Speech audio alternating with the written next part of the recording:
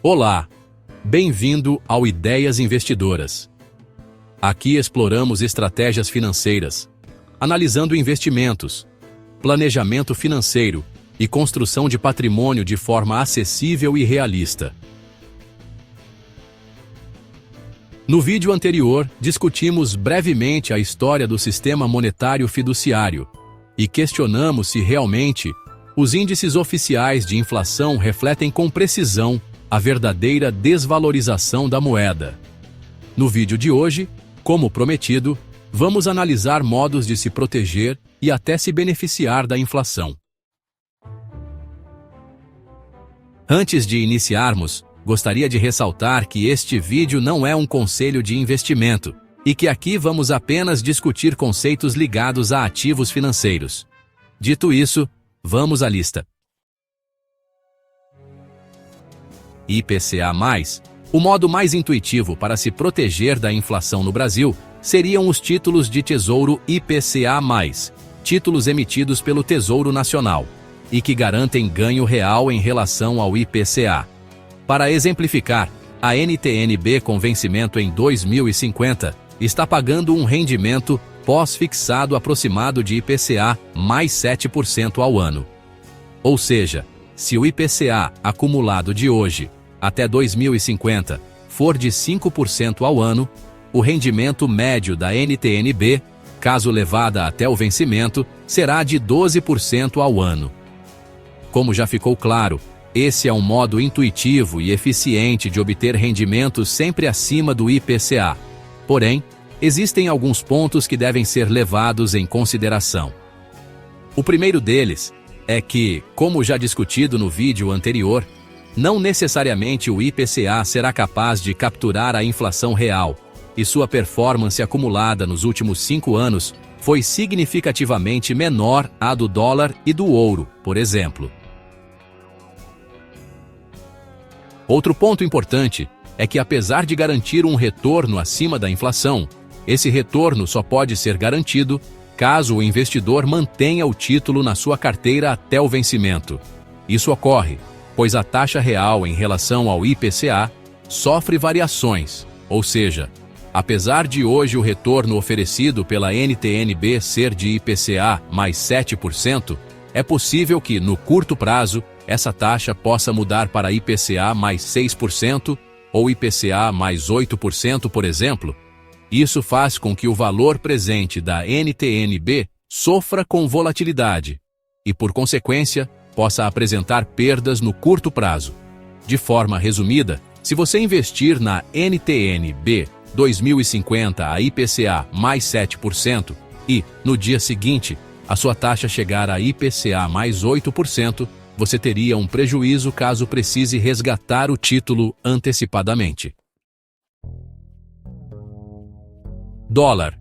Outro ativo que pode proteger o seu patrimônio seria o dólar, que, como já discutimos no canal, nos últimos 5 anos teve uma valorização de aproximadamente 53%, mais que o dobro dos 25,9% acumulados pelo IPCA.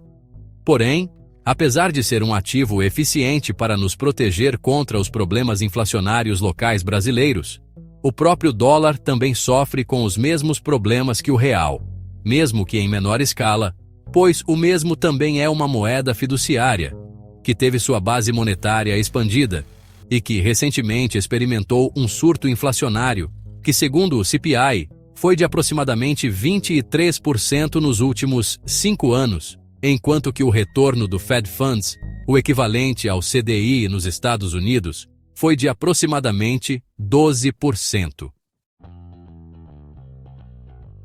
Ouro. Se qualquer investimento em moeda fiduciária está sujeito aos mesmos problemas, seja em maior ou menor escala, seria intuitivo pensar no ouro como um modo de se proteger da inflação. Realmente, o ouro é um ativo com oferta limitada, pois existe uma quantidade finita de ouro disponível na natureza e, logo, aqui temos uma, entre aspas, base monetária limitada. No entanto, apesar de ser uma excelente forma de manutenção de patrimônio no longo prazo e de ter tido uma performance impressionante, de 158% contra o real e 95% contra o dólar nos últimos 5 anos, o ouro também apresenta alta volatilidade e pode levar a perdas no curto prazo. Bitcoin. Indo na mesma linha do ouro, temos também o Bitcoin. O Bitcoin é uma criptomoeda e, assim como o ouro, possui uma oferta limitada e, recentemente, obteve uma valorização significativa contra o dólar e o real.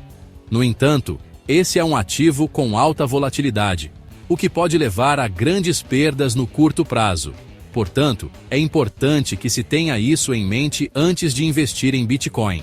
Aliás, me conte nos comentários se você gostaria de ver um vídeo explicativo sobre Bitcoin aqui no canal. Índices de ações. Apesar de, em geral, as ações consistirem em ativos voláteis e com elevado risco envolvido, no longo prazo, as empresas são capazes de produzir bens ou oferecer serviços, e dessa forma, gerar valor real. Entretanto, como nem todas as empresas são bem-sucedidas no longo prazo, e muitas delas acabam fracassando e indo à falência, é importante diversificar nossos investimentos em ações. Nesse aspecto, os índices de ações representam uma ótima forma de diversificação, pois consistem em uma cesta de ações de empresas, muitas vezes de diversos setores. No Brasil, o principal índice de ações é o IBOV, que teve uma valorização de aproximadamente 4% nos últimos 5 anos. E no mundo, o principal índice é o S&P 500, o índice com as 500 maiores empresas americanas, que no mesmo período teve um retorno acumulado de 87% em relação ao dólar e de 187% em relação ao real. Ativos reais.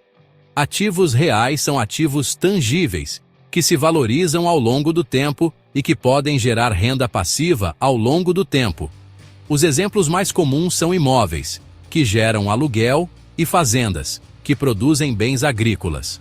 Mas, no fim das contas, qualquer ativo tangível que se valorize ao longo do tempo e gere renda passiva pode ser uma boa opção.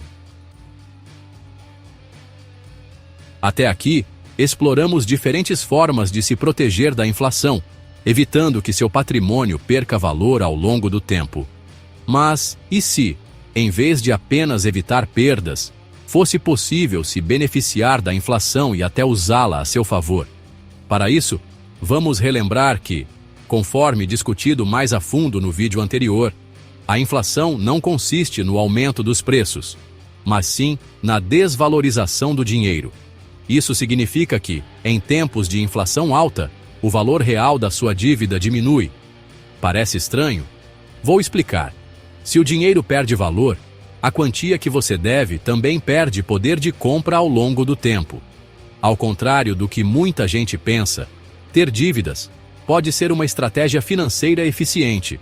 Porém, tenha cuidado, pois não é qualquer dívida que é benéfica.